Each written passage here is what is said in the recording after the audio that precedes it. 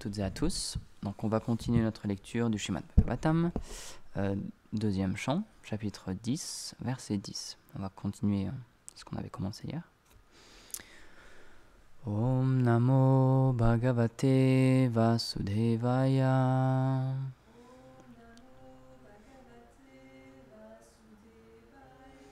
Om Namo Bhagavate Vasudevaya.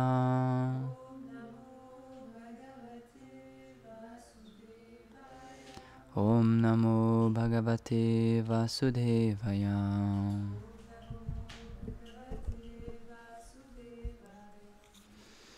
Purushondam Vinirvidya Yada Shosa Vinirgatam Atmano Yanam Avichan Apos Rakshis Chushi Suchim. Traduction. Quand la forme universelle du Seigneur brisa la coque de l'œuf cosmique et se mit à l'écart, elle désirait avoir une place pour elle-même, et avec cet objectif en vue, elle créa l'eau pure et non contaminée, connue comme l'océan Garbodak. Switch du commentaire. Par l'écoute du nectar des divertissements du Seigneur, transmis à travers la bouche des dévots, les êtres endormis dans le bonheur matériel, ou qui s'enfoncent dans les souffrances des réactions de leurs actes, s'éveillent au nectar des gloires du Seigneur, deviennent inondés, se régénèrent, dansent et goûtent à la félicité. Seuls ces êtres deviennent glorieux. Les âmes conditionnées qui désirent traverser l'océan de l'existence matérielle et qui ont développé une détermination à prendre refuge au pied de lotus d'un maître spirituel authentique peuvent être délivrées si elles écoutent avec constance des sujets qui ont trait à la connaissance liée au soi, la réalité de l'âme et de son lien avec le Seigneur. C'est pour cette raison qu'il y a des discussions répétées sur la nature du soi dans le Srimad Bhagavatam. Ceux qui sont des dévots fidèles au Seigneur se délecteront du nectar du Srimad Bhagavatam, du début à la fin de cette œuvre transcendantale. Cette écriture ne parle pas seulement de Bhagavan, du Seigneur suprême, bien qu'il soit le sujet principal, mais aussi de son aspect impersonnel, le Brahman, et de son expansion en tant que l'âme suprême, Paramatma. C'est ce qui est dit au début de l'ouvrage. Brahmeti Paramatmeti Bhagavan iti Shabdyate. Srimad Bhagavatam 1, 2, 11. Ainsi, une discussion répétée sur le soi est favorable pour les adorateurs du Brahman et du Paramatma. Par ce moyen, étant le plus généreux, le Srimad Bhagavatam produit la dévotion, même dans le cœur des adorateurs du Brahman et du Paramatma, même en ceux qui ont atteint la réalisation du Brahman et du Paramatma. Ceci est montré dans le verset du Srimad Bhagavatam 1, 7, 10. Shruta dit « Même les sages qui sont Atmarama, à savoir satisfaits dans leur soi, bien qu'au-delà des écritures, du faux ego et de toutes les règles, désirent servir le Seigneur Krishna avec une dévotion pure, car celui-ci possède des attributs qui fascinent même les âmes libérées. La forme, les qualités et les divertissements du Seigneur Krishna sont emplis de douceur. Ils possèdent tous les principes de la religion, la connaissance, la puissance et l'opulence. Ceci parce qu'il contient en lui tous les avatars, tels que Matsya, l'avatar poisson, et Kurma, l'avatar tortue, les aspects du Brahman et du Paramatma qui sont adorés par différents dévots. Cette écriture est non différente de la forme de Krishna. Elle le révèle comme la source de tous les avatars, ses autres manifestations, et de ses aspects de Brahman et de Paramatma. C'est la raison pour laquelle elle révèle ses qualités, ses divertissements, sa douceur et ses puissances. La méthode pour l'atteindre, le service de dévotion, le but qui est l'amour de Dieu, Prema Bhakti, ainsi que les autres principes du Dharma, le devoir prescrit, du Gyan, la connaissance, du Yoga et du Vairagya, le détachement. Quand le Seigneur regarda la nature matérielle après avoir créé l'univers, il la distingua de lui-même. Situé à l'extérieur, il désira un lieu pour dormir et il créa l'océan Garbodak où il se reposa. Étant naturellement pur, le Seigneur manifesta une eau pure. Om Gyanati Mirandasya Gyanam Jala Shalakaya Chakshurun Militam Yana Tasmai Shri Gurave Namaha Jaya Shri Krishna Chaitanya Prabhu Nityananda Shri Advaita Gadadhar Shivasari Gaura Bhaktavrinda Hare Krishna Krishna Krishna Hare Hare Hare Rama Rama Rama Hare Hare Vanchakalpatarubhyascha kripa sindhubhya evacha patitanam pavanebhyo vaishnavebhyo namo namaha Namo Vishnupadaya Krishna Prishtaya Bhutale Srimate Bhaktivedanta Swaminiti Namine Namaste Sarasvati Deve Gauravani Pracharine Nirvishesha Shunyavadi Paschata Deshatarine. C'est un très long commentaire, mais c'est important. Surtout on est quand même juste au début du Bhagavatam, on est au 2e chant. Il y en a beaucoup d'autres. On n'est pas encore au 10e chant. Donc au début, c'est ce que les Vaishnavas disent, Gurudev le répète souvent, au début, ça peut paraître rébarbatif parce que c'est toujours la forme universelle, la création, l'océan cosmique, etc. On peut voir, on a des représentations là sur notre plafond de l'océan cosmique. C'est un peu compliqué pour nous, c'est des termes techniques, c'est des grandes explications, et c'est des sujets dont dans la vie de tous les jours, enfin dans les divertissements qu'on raconte souvent, on n'en parle pas beaucoup de la création en fait en soi, parce que c'est pas le but des dévots. Les dévots, ils veulent atteindre la demeure personnelle de Krishna, de Dieu, et donc ça c'est plus en lien avec l'univers matériel, la création, mais comme c'est bien expliqué ici, c'est super important d'entendre ces sujets-là encore et encore, parce que vu qu'on est identifié à quelque chose de matériel, au corps matériel, si on parle de ces sujets-là qui sont en lien avec la création matérielle, alors on va pouvoir s'en détacher, on va pouvoir se distancer de ça. C'est intéressant de parler de ça avec Bhavani Gopi hier. Pourquoi tout le monde est enchaîné dans ce monde, c'est parce qu'on est enchaîné à la conception que je suis ce corps. Shri Prabhupada a dit, le problème de l'existence, c'est le problème de la conception matérielle, de la conception du corps en fait. C'est ça le vrai problème. On pense qu'on est un homme ou une femme, on pense qu'on est jeune ou vieux, on pense qu'on est de telle nationalité ou de telle nationalité, et à cause de ça, on se crée toute notre identité, et à cause de ça, on aime certaines personnes et on n'aime pas d'autres personnes. Sauf que la base, ce sur quoi on fait notre différence, ça j'aime ou ça j'aime pas, c'est faux en fait.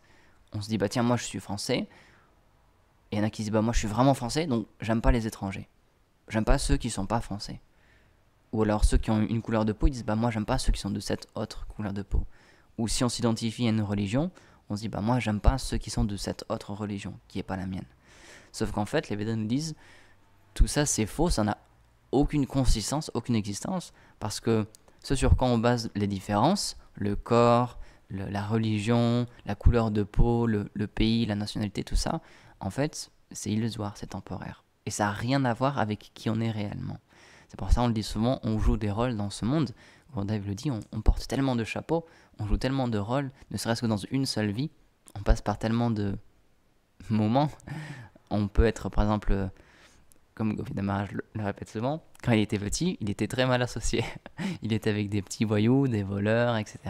Et du coup, il avait cette nature-là aussi. Il a acquis, par association, cette nature-là. Du coup, lui aussi, il faisait pareil. C'était un petit voleur, un petit voyou. Mais éternellement, c'est pas ça, sa nature. Il a juste acquise pendant un petit moment, et maintenant, il est plus comme ça, parce qu'il a quitté l'association de ces gens-là. Donc, juste à travers certaines circonstances matérielles, on devient comme ça ou comme ça. À l'école, c'est pareil aussi. Si on a de la chance qu'on est bien associé, tout se passe bien. Mais si on est associé avec les cancres qui sont au fond de la classe, je pense que ça existe toujours, bah, on se dit, ouais, c'est vrai que ça... Et en fait, c'est ça qui est terrible, c'est que quand on est associé, on a envie de plaire aux personnes avec qui on s'associe. Du coup, on prend les mêmes réflexes, les mêmes manières de parler, etc. Et si c'est mal vu d'avoir des bonnes notes, par exemple, ça c'est le cas typique à l'école, si c'est mal vu d'avoir des bonnes notes, parce que nos camarades ils n'ont pas des très bonnes notes, on va dire, bah ouais c'est vrai en fait, regarde moi j'ai eu 5, oh ouais je suis vraiment nul, toi aussi t'as eu 6, ah ouais on est vraiment super nul. Et on est content de ça en fait. On est content parce qu'on est associé avec des gens qui partagent cette mentalité-là. Alors qu'en inverse, si par chance on va dire, c'est par le hasard, bon, on sait que le hasard n'existe pas, mais si on est associé avec des gens qui sont studieux, qui aiment travailler, et qu'on apprécie avoir leur compagnie, et qu'on apprécie avoir leur estime, alors nous aussi, on va dire, tiens, si je veux qu'ils m'apprécient, je veux bien travailler aussi, je vais avoir des bonnes notes, comme ça on pourra réciproquer, on pourra relationner ensemble. Et donc juste sur ça, juste sur la base de l'association, notre vie, elle peut complètement changer. C'est pour ça que, encore une fois, c'est un fait, quand on voit les statistiques, la psychologie, etc., très souvent les personnes qui sont nés dans des situations difficiles, comme Gurudev, c'est un exemple parfait, il le dit lui-même, il n'était pas méchant de nature, mais c'est juste qu'il était né dans une condition tellement difficile matériellement que ça l'a endurci, Et comme tous les autres enfants autour de lui, ça l'a poussé à faire des mauvaises choses. Mais il dit c'est juste parce qu'il était dans un mauvais environnement. Et lorsqu'il a vu que c'était vraiment trop mauvais pour lui et qu'il a désiré changer et qu'il a désiré avoir une vie spirituelle, il s'est distancié de ses anciennes connaissances et il a essayé de prendre l'association de d'autres personnes qui avaient justement eux un désir plus spirituel et il a complètement changé. Et il le dit lui-même, c'est juste une question d'association. Il faut faire très attention avec les personnes avec qui on s'associe. Mais après, comme on disait l'autre jour aussi, parfois c'est délicat parce on se dit, bah moi j'ai pas le choix, je suis né dans telle situation. Comme Gurudev, il dit, bah moi je suis né dans une cité. Du coup, bah voilà, j'ai fait comme les jeunes autour de moi, etc. Donc, il faut vraiment prier le Seigneur pour qu'il, si en ce moment on est dans une situation difficile ou qu'on est mal associé et qu'on voit que bah, ça pourrait être mieux ou que les personnes autour de nous elles nous influencent d'une pas très bonne manière, il faut vraiment prier le Seigneur pour qu'il s'occupe de nous, pour qu'il nous change de cette situation-là. Mais tant qu'on n'a pas le désir, parce que le Seigneur, comme on le dit souvent, il est réciproque avec le désir des personnes qui lui parlent, qui l'adorent, tant qu'on n'a pas le désir de changer, on ne changera pas. Tant qu'on ne s'adresse pas à lui, qu'on lui dit s'il te plaît, fais ça dans ma vie, aide-moi à changer, aide-moi à être meilleur par exemple, bah lui, puisqu'il est réciproque, juste il attend à ce qu'on lui fasse la demande. Donc il ne faut pas dire ah bah tiens Dieu tu fais rien pour moi, du coup voilà. Mais si on lui demande rien, c'est sûr qu'il va rien faire pour nous. C'est une question de réciprocité, parce que comme on le disait aussi, c'est ça l'amour ultime, c'est ça les libertés ultimes, c'est qu'il ne nous pousse pas à changer. Si on ne veut pas changer, il nous laisse avec notre désir. Sans ça, ce serait de l'esclavage, tout simplement. Ce serait un tyran qui veut que tout le monde l'aime, et du coup, il nous forcerait à l'aimer. Mais ça, c'est pas de l'amour. Si c'est forcé, c'est pas de l'amour. C'est de l'esclavage, oui, mais c'est pas de l'amour. L'amour, c'est quand ça vient naturellement, quand ça vient spontanément. Donc le Seigneur, il est là. Par exemple, ici, c'est expliqué que donc il a plusieurs formes. Il y a la forme de Bhagavan, c'est sa forme personnelle. Il y a le Paramatma, qui est situé en chacun d'entre nous, dans le cœur de chaque entité vivante. Il est là, il l'accompagne personnellement, il est là. Et ensuite, il y a le Brahman, l'aspect plus impersonnel. Et donc, dans cet aspect-là de Paramatma, il est avec chacun d'entre nous, à chaque moment, il le dit, à chaque instant, il nous accompagne constamment, vie après vie, il est là, toujours dans notre cœur, et juste il observe, il attend. Et c'est expliqué que donc, cette forme-là de Paramatma, pas vraiment de Bhagavan, mais vraiment Paramatma, c'est lui qui est réciproque avec nos désirs et qui nous donne les fruits de notre karma aussi. Selon ce qu'on fait, selon ce qu'on mérite, du coup, ce qu'on s'est créé comme activité, comme karma, c'est lui qui nous donne les réactions. Et donc, un dévot, quand il progresse spirituellement, ensuite, la personne qui voit apparaître dans son cœur, c'est plus Paramatma, du coup, c'est Bhagavan, c'est l'aspect personnel de Krishna. Mais avant ça, on a tous une relation d'abord avec Paramatma, parce qu'il est là, qu'on le veuille ou pas, qu'on pense, on a vu le dire, même si on pense qu'on est tout seul et qu'on va faire une bêtise, le Seigneur, il nous voit toujours, parce qu'il est là dans notre cœur, il est omnipotent, omniprésent, donc il voit tout. Peut-être que personne d'autre va nous voir, mais il y a bien une personne qui va être témoin, et manque de bol, c'est celle-là qui nous donne les réactions de nos actes. Donc par exemple, si on vole et que ça arrive malheureusement, des assassinats ou des vols, et on ne sait pas qui a fait la chose, on ne sait pas qui a commis ce méfait-là, donc on se dit ah bah tiens, mais il a échappé à la justice. Sauf qu'en fait non, parce que Paramatma il est là, il a vu cette personne-là agir, et même s'il était tout seul, ça suffit. Quand Paramatma il voit, après c'est juste une question de temps, notre karma se met en route, et on va devoir un jour ou l'autre, peut-être pas dans cette vie, c'est vrai, peut-être on sera épargné dans cette vie-là, mais dans une vie prochaine, de nulle part, bah voilà, on va se faire voler, on va se faire tuer, ou il va se passer quelque chose. Donc c'est ça en fait la puissance du Seigneur, c'est que bah, c'est Dieu, il est tout puissant, il est omnipotent, omniprésent, donc ça sert à rien de se cacher, parce qu'il est là. On discutait de ça hier. Pourquoi on est ici? C'est parce qu'on a fait une offense envers le Seigneur et qu'on s'est dit, ben, je veux être l'égal du Seigneur. Et ça peut aller à un tel niveau où on pense que soit on est l'égal du Seigneur, mais pire que ça, on veut tuer le Seigneur. On veut qu'il disparaisse. On veut plus qu'il existe. Et donc, c'est pour ça qu'il y a l'exemple avec Hiranyakashipu, c'est ça en fait. Il voulait littéralement tuer Vishnu. Et il se faisait adorer en fait comme le Seigneur suprême. Donc, c'est pour ça qu'on dit souvent, mais c'est terrible la vie des demi-dieux, parce qu'ils ont affaire à des sacrés démons, à des personnes extrêmement puissantes. Donc Hiranyakashipu, il avait conquis tout l'univers. Et donc il rasait les temples, il tuait les brahmanas, et il demandait à ce que ce soit lui qui soit appelé le Seigneur suprême. Et donc il détestait lorsque Prahlad il commence à lui dire bah voilà, j'ai appris à l'école, soi-disant, qu'il faut adorer Vishnu, qui est le Seigneur suprême. Ça le mettait en furie parce qu'il se faisait passer pour le Seigneur suprême. Il dit non, c'est moi que vous devez adorer comme le Seigneur. Donc pourquoi ces histoires nous sont données, Gurudev il a expliqué, c'est pour nous montrer qu'on a cette nature-là en fait. Peut-être à un tout petit niveau, donc ça va pas jusque-là. C'est pas qu'on sort dans la rue et qu'on dit bah viens Seigneur, je veux me battre avec toi. Parce qu'on se rend compte qu'on n'a pas cette puissance-là. Mais subtilement, on essaie de le tuer dans le sens où on essaie de le faire disparaître. On essaie de prouver qu'il n'existe pas. Par exemple, ça c'est intéressant quand même parce que avec notre petit mental, notre petite intelligence, encore une fois, qui est tellement limitée, c'est impossible de se souvenir de ce qu'on a fait, par exemple, il y a exactement 6 mois. Même jour, même heure. Dites-moi ce que vous faisiez exactement. Impossible. Mais avec cette petite conscience-là, on se dit, bah tiens, je vais arriver à prouver que Dieu n'existe pas. c'est fou quand même. C'est la folie en fait. Après, c'est le Seigneur qui permet ça en fait avec Maya, donc son énergie d'illusion. Il voile l'être vivant et il répond à ses désirs. Et si quelqu'un veut se croire intelligent, veut se croire fort, alors Krishna lui donne cette possibilité-là, puisque c'est son désir. Mais il ne pourra jamais être satisfait avec cette chose-là. Parce que notre force, elle est tellement petite et elle est tellement temporaire. Peut-être qu'on sera un grand athlète pendant 5, 10, 15 ans, et après notre corps, avec surtout lorsqu'on est des athlètes de haut niveau, notre corps, on le tire vraiment très très fort. Et donc au bout d'un moment, la vieillesse, c'est vraiment pas rigolo après. Quand on voit moi, avec un ami, on suivait pendant un moment ceux qui font de la musculation et genre du powerlifting aussi. Donc, c'est porter des poids très très lourds. Et donc, ça, c'était il y a 10, 15, 20 ans. Et on voit maintenant dans quel état ils sont. C'est catastrophique. C'est des souffrances continues en fait. Le corps, on l'a tellement poussé pendant quelques années que maintenant, après quelques années, il n'en peut plus. C'est pas une ressource illimitée le corps. Donc, c'est ça le problème. On essaie d'avoir un bonheur illimité, parce que personne ne veut que son bonheur s'arrête, hein, avec des objets limités. Avec un corps limité, avec une intelligence limitée, avec de la nourriture qui est limitée, ou un estomac qui est limité. Notre estomac, au bout d'un moment, il dit stop. Hein.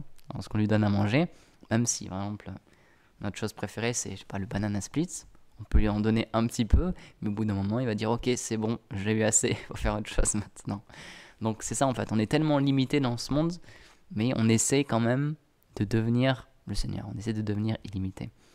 Donc, le Seigneur, il voit ça. En tant que Paramatma encore, il réciproque avec nos désirs. Mais c'est pour ça que c'est expliqué ici. C'est seulement les personnes qui ont foi en lui et qui essaient de se connecter avec lui qui sont glorieux et qui atteindront le succès. Parce que, logiquement, si on fait une équation mathématique, si on veut un bonheur illimité, il faut se connecter avec une source illimitée. Parce que comme on le disait, puisque la nourriture, c'est limité, puisque toutes les choses matérielles ont un début et une fin, elles sont limitées, c'est impossible qu'il nous donne un bonheur illimité. Et c'est pour ça qu'on saute d'objets de satisfaction à la chaîne, en fait. Gurudev il dit souvent, on prend quelque chose comme un enfant, en fait. On va ça très bien avec les enfants. On leur donne un jouet, quelque chose, et ils l'apprécient pendant un jour, 2 jours, une semaine, 2, un mois. Et au bout d'un moment, ils ont envie d'un autre jouet. Et au prochain Noël, ils demandent un autre jouet. Ou à leur prochain anniversaire, ils disent, maintenant je veux ça. Et c'est ça qui va me rendre heureux. Pourtant, on leur a donné toutes ces choses-là avant. Ils avaient dit, ah bah oui, ça va me rendre heureux, mais ils ont vu qu'en fait c'est limité. Et après avoir fait le tour de quelque chose, bah on a besoin d'autre chose. C'est pareil avec le travail, avec parfois la famille aussi, avec les pays. On a envie de changer de logement, on a envie de changer de voiture, on a envie de changer de travail, parce qu'on a fait le tour de cette chose-là. Donc, mathématiquement, logiquement, tous les objets matériels, puisqu'ils sont limités, ils donnent juste un bonheur limité. Donc c'est pour ça que le Seigneur, il vient et qu'il apparaît aussi sous la forme du Bhagavatam. Là, on l'a redit encore une fois, c'est la forme manifestée du Seigneur, c'est la forme littéraire du Seigneur, le Srimad Bhagavatam, pour nous instruire que oui, en fait, notre bonheur, pourquoi on n'arrive pas à le trouver ici, c'est parce qu'il ne se trouve pas ici. Il se trouve en relation avec des objets spirituels éternels, illimités.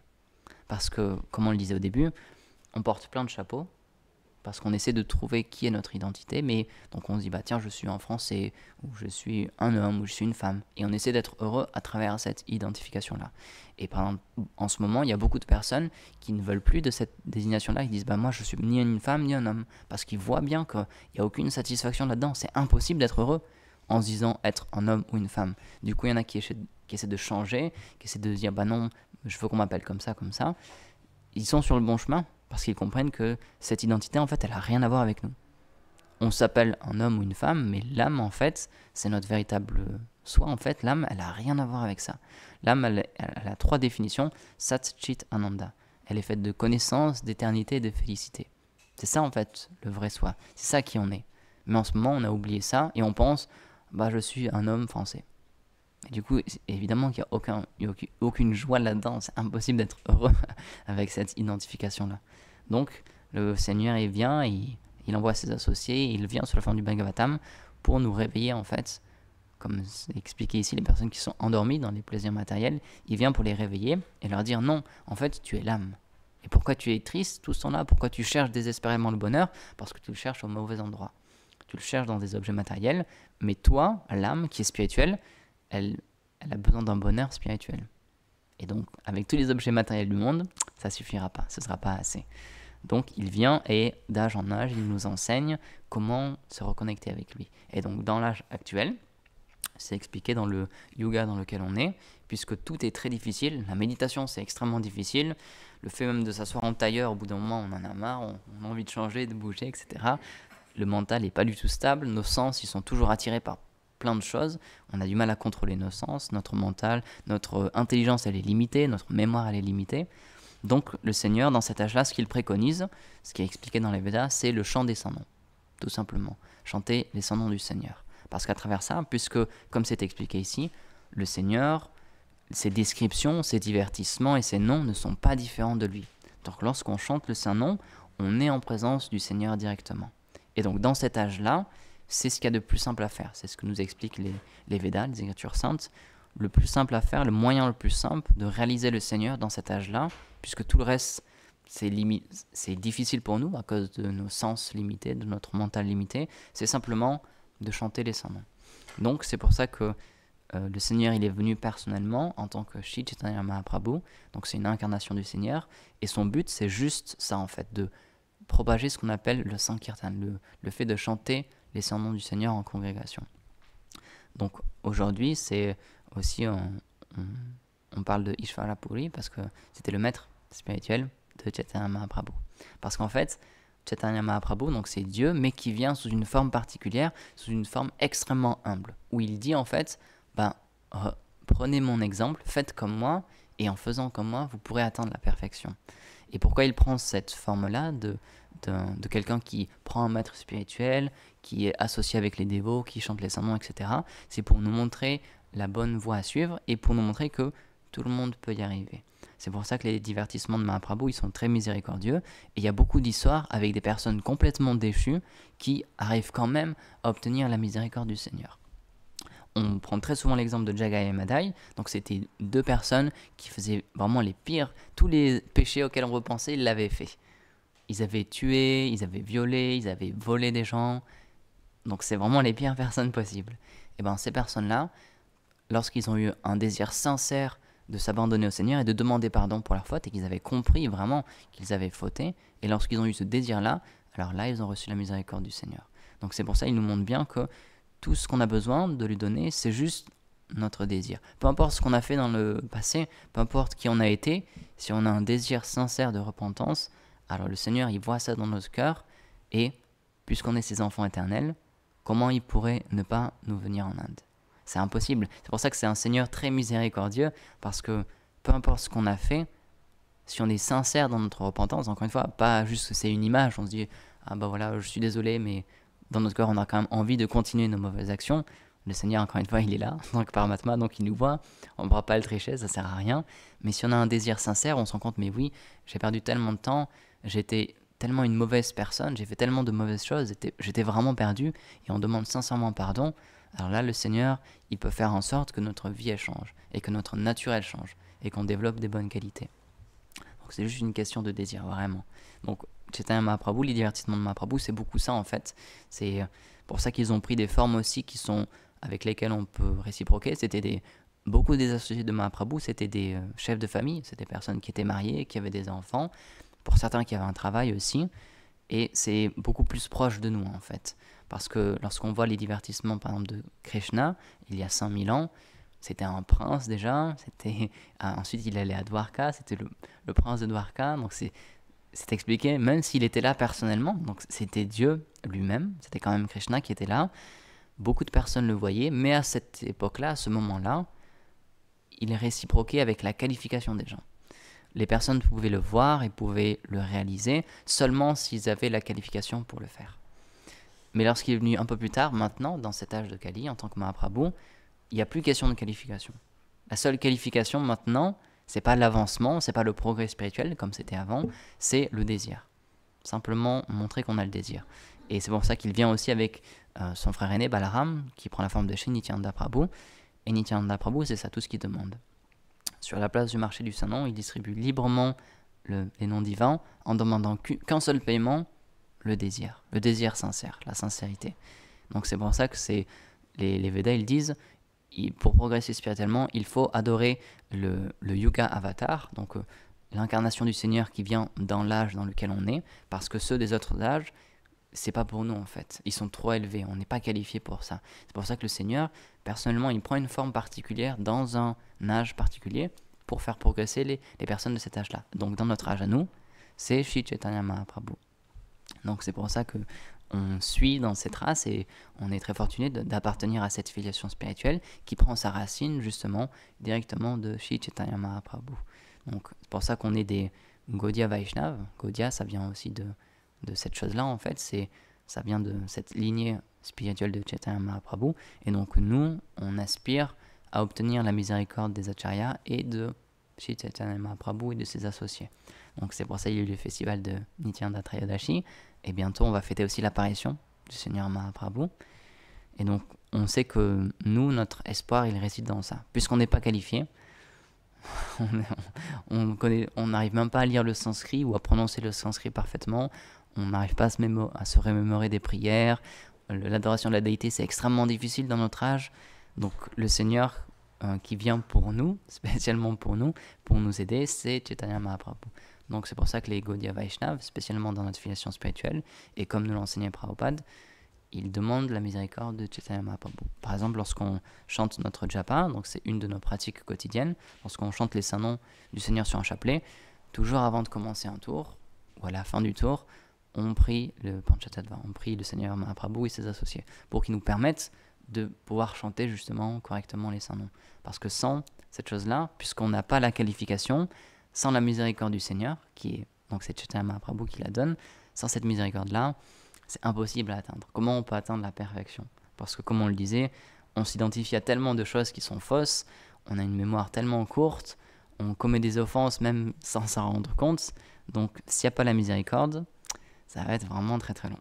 Donc c'est pour ça que le Seigneur, il vient en tant que Mahaprabhu, et donc tout notre espoir, nous, il repose en Shri Chaitanya Mahaprabhu, Nityananda Prabhu et leurs associés, qui sont venus juste dans ce but-là, qui sont venus spécialement pour les personnes déchues. Donc, plus on est déchu, plus c'est une bonne nouvelle, parce que tout ce qu'ils demandent, c'est juste notre désir. Peu importe si on n'a pas de qualification, c'est pas grave en fait, c'est même mieux, parce que le Seigneur, il est plus miséricordieux envers ceux qui sont déchus. C'est le principe de la filiation spirituelle, et Prabhupada aussi, c'est ce qu'il a amené, parce que Chaitanya Mahaprabhu, il est venu pour les âmes déchues, et il a dit, il a dit lui-même, j'enverrai mon Senapati Bhakta pour ceux qui fuient cette miséricorde, même, qui sont en dehors de l'Inde, et qui fuient cette miséricorde que je viens de donner. Donc nous, on est encore plus fortunés de ne pas être nés en Inde, et d'être nés en Occident, parce que nous, on a droit à une miséricorde particulière. Srila Prabhupada, il est venu donner une miséricorde encore plus généreuse, où c'est encore plus facile de revenir dans la demeure du Seigneur. Il dit, moi je vais vous ouvrir la porte de derrière du monde spirituel. Donc c'est pour ça, la naissance ou la qualification externe, c'est pas du tout important. Et même, tant qu'on est sincère, évidemment, la seule question c'est ça, c'est une question de sincérité, mais tant qu'on est sincère, plus on est déchu, mieux c'est. Parce que le Seigneur, il est venu spécialement pour les personnes déchues. Il n'est pas venu pour les personnes qualifiées, ça ne l'intéresse pas.